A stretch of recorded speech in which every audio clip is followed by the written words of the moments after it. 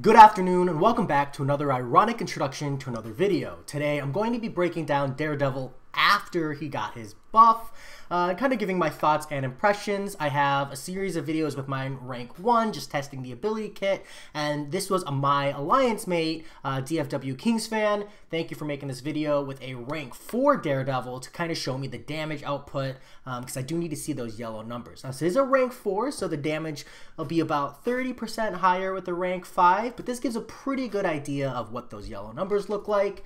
And so he shows both sloppy play and like refined play towards the back half. So this beginning half is if you're like not, fully playing him optimal. I'll go 1.5 here so you can see he's kind of durable. The gameplay is really easy. He does have a 6-hit mechanic. He has access to a 35% disorient debuff. So between the disorient debuff and the over 15 combo defensive ability accuracy reduction, that is 100% defensive ability accuracy reduction. That's not bad.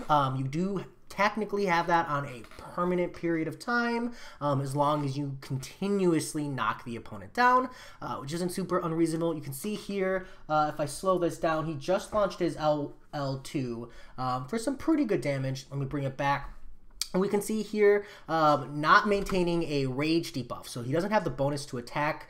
We can see 4.6 crit, 6k crit on the last hit. That last hit is the most important, and that's pretty good. That's honestly pretty good. And this is a full synergy boosted Daredevil.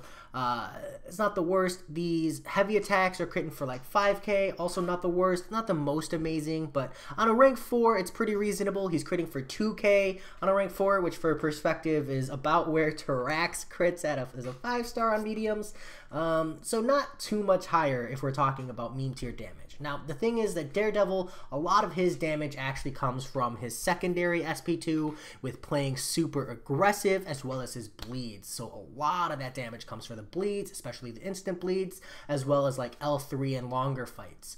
And I'll show you later when I use my rank 1, like the optimal rotation is pushing to an L2, getting close to an L3, and then you want to drop the L2 for damage, get that Fury buff, push up to an L2 as fast as possible, and then drop another L2 while you're maintaining the Fury, and that's where you get really big damage. He shows it later in this fight as well, and it's pretty good. And you can see here, between his medium hits and the 35% proc on that instant bleed on hit, he can get all the way up to like a 4k medium, which isn't that bad on a rank 4. It'd be closer to like 5.5k maybe on a rank 5. You can see here that miss synergy is actually really clutch. It's long enough to really cover up any mistakes. If you end up getting punished like a special or anything, you can recover. So yeah, it's okay. And this is actually where I think the big L2 is going to come into play now that he's got the L3 stacked plus the L2. This first one hits for 11k crit. That's pretty good. He's going to maintain that Fury and then move up to another L2. I'm going to speed up a little bit here, because you can see here that Fury is still stacked. And this is where the big L2 comes into play. 8k, 8k, and that should be a 10k crit if it hits. Unfortunately, right, it's not guaranteed. So still looking at like a 16k crit, which isn't bad. I mean, for perspective, Ghost, right, only can crit, and you need to do the special mechanic for it. And she gets somewhere in the range of like a 70k crit. So for a rank 4 to be accessing about half that damage consistently without having to do any fancy tricks, it's not too bad, given utility and stuff. That's really how I'm going to advertise it. You can see here again 8k, 8k, and that's how I know it's about a 10k crit, closer to 11k honestly. But you also get those bleeds, and those bleeds are ticking for a lot of damage per hit. It's really not that bad. If I jump to the end here, we can see the total number of hits. Do keep in mind this will be inflated for a rank 4. This is a 5-minute rank 4 takedown, which just hurts. It does hurt a little bit, but it does come with, right, like ability accuracy reduction. It comes with anti-thorns, and it comes with just like general purpose utility on a skill champion. So there are some benefits there, but now I'm going to kind of just rip into Daredevil from here, starting with my videos. Now, the reason I'm going to rip into him, hold on, is because, oh, I guess I'm not showing it.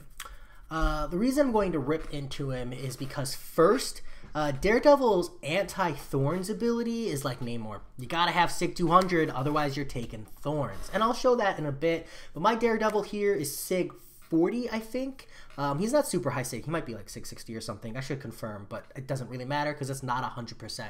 He's got like 52% chance to reduce Thorns damage, you know, by, you know, 100%. And that's just not good enough. If you want anti-Thorns, you need guaranteed anti-Thorns. And if you're looking at Daredevil Hell's Kitchen as an option for anti-Thorns, he's just not good enough unless he's Sig 200, and I just don't know if this guy's worth Sig 200ing, right? Like, Namor comes with the benefit of being able to run attrition masteries, he's good with recoil, he's got a lot of health sustain because of willpower and gaining health.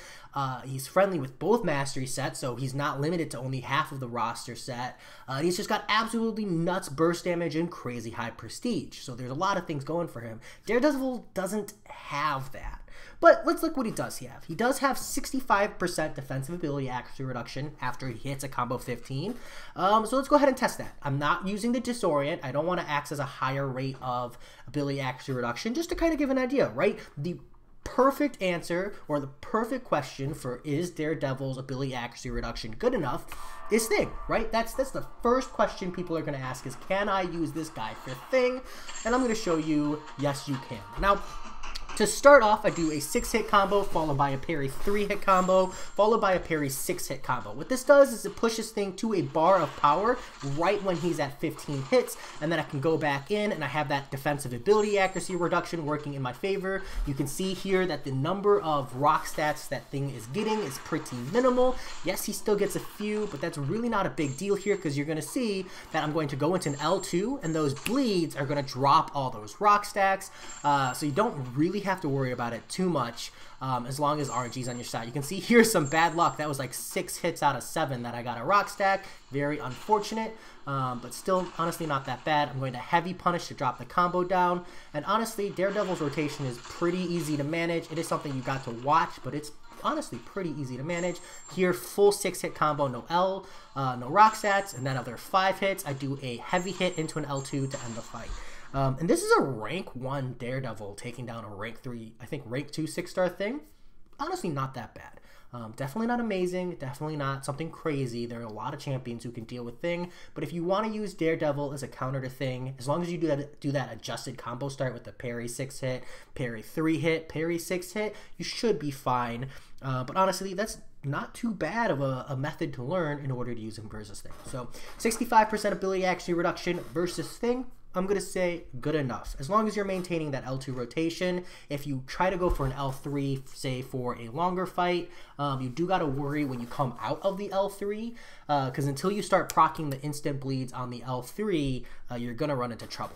Next, I wanted to try him versus Magic, and this is a very quick answer. The defensive ability accuracy reduction here don't do garbage. So I just want to push her to L1s just to see. I'm not trying to do anything crazy. So first things first, this first one doesn't matter. I don't have the defensive ability accuracy reduction yet. So you do know you have to tank at least 1 limbo, or just parry spam until you get really lucky. But here, I'm going to have 15. You can see I proc the limbo. Okay, maybe that's just bad RNG, right? It is 65%, but I'm going to move into the next one here. And you're going to see going to push her into limbo again. And this is a higher sig magic, but that's just enough to tell me that you don't really want to use Daredevil for magic. Any kind of limbo procs is a bad time. You're just better off bringing another answer or someone different, especially since he doesn't have high energy resistance. So if you were looking to use him for an answer there, probably not a good idea.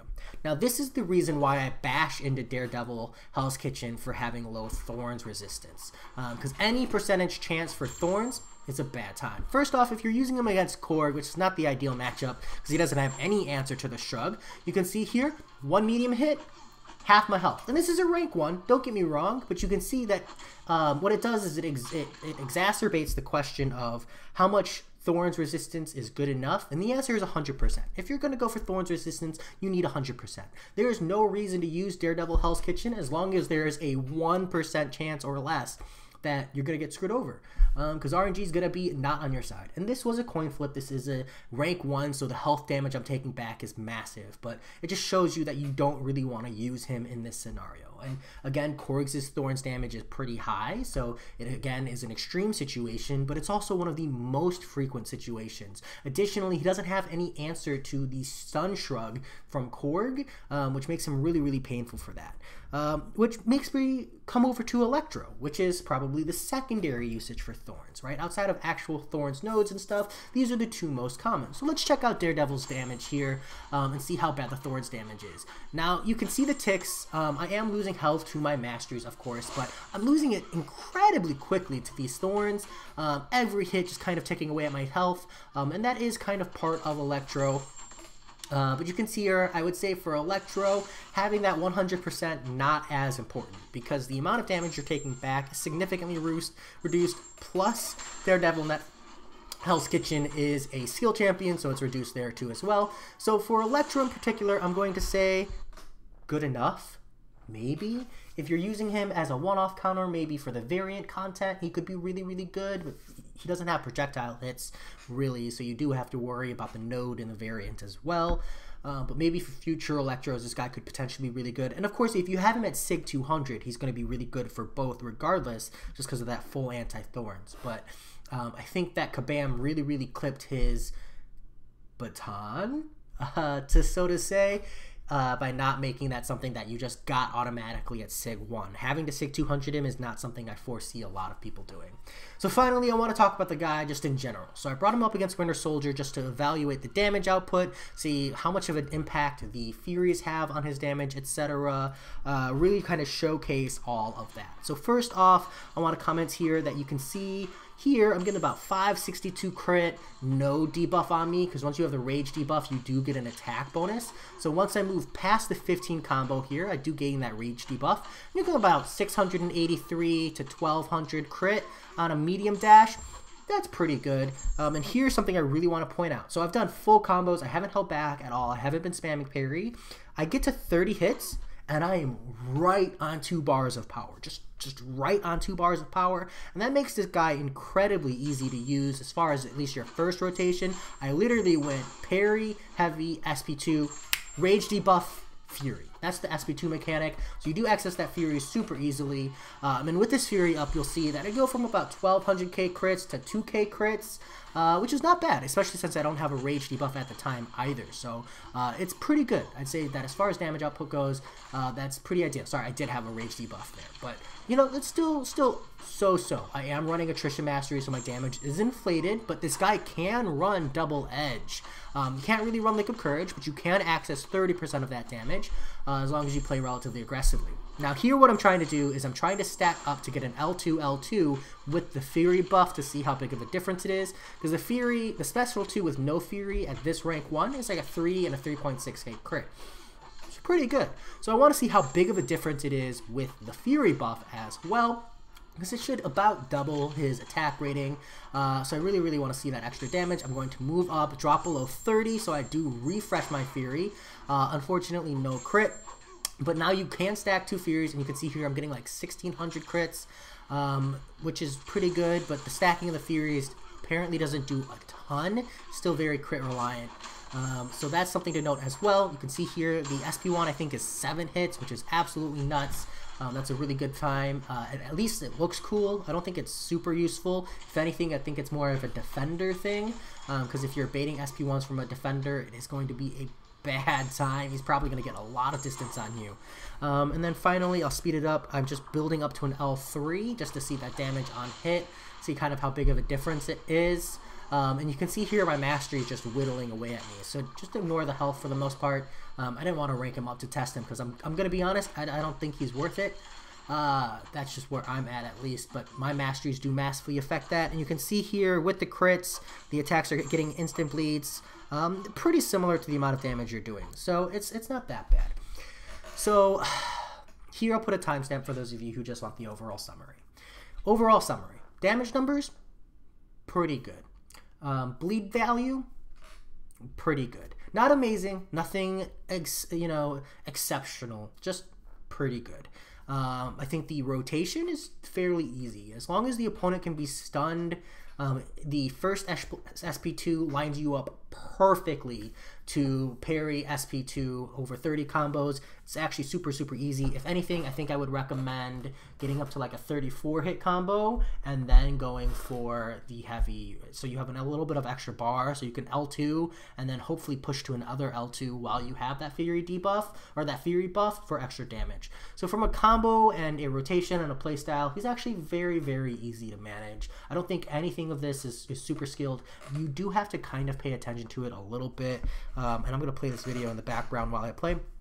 You do have to pay attention to it a little bit in order to like properly do it, but it's nothing crazy as long as the opponent can be stunned. And honestly, even if the opponent can't be stunned, he does have a synergy for miss, which gives you access to that heavy when they can't be stunned. That was a really, really good value as well. So if you're trying to use him in that regard, that's not too bad, right? That's similar to Ghost needing Wasp in order to land the unblockable SP2 with all the crits and stuff. So I'll say that one synergy, pretty reasonable. From a utility perspective of defensive ability accuracy reduction. So for champions like the Thing, I think the base 65% is good enough. I think that normally speaking, I'm very, very opposed to anything that's not 100%. But if you're using him for the likes of Thing, he does have access to bleeds, and between the bleeds and the 65% ability accuracy reduction, you should be fine when you're fighting against Things. You do need to be a little bit mindful, and you do have to do an adjusted rotation at the start of the fight, but otherwise, a-okay. If you're looking for 100% defensive ability accuracy reduction, he has access to that in a synergy. It's 12 seconds long, and it's refreshable, and it's pretty easy to refresh because you're using heavies very frequently, you're using special 2s very frequently. Overall, I'd say that's decent as well. Nothing amazing, but decent. And then finally, I'd say just from like a damage perspective, combining with utility, my overall rating of this guy, he's good. You know, he'll be fun to rank 4. There might be some niche situations where he pops up because he does have that ability accuracy reduction, which is really, really useful. His thorns his anti-thorns is completely useless in my consideration. I would not Sig 200 him for anti-thorns. I'm just gonna be honest. It's a lot of signature stones to dump into a guy, especially when you've got Aegon in the skill pool as well. You got Aegon. Honestly, I'd do 6 stones into Nick Fury or Stealth Suit Spider-Man for prestige, comma, extra damage, comma, defense ability before I would do him into this guy. Just completely honest. But still, not bad. I'd say as far as buffs go, Kabam did okay here. You're not going to be upset if you pull him, but you're not going to be over the moon. Let me know if I missed something. Let me know if you disagree. Let me know if you think I'm right. As always, hit me up in the comments. I'll talk to you later. Peace.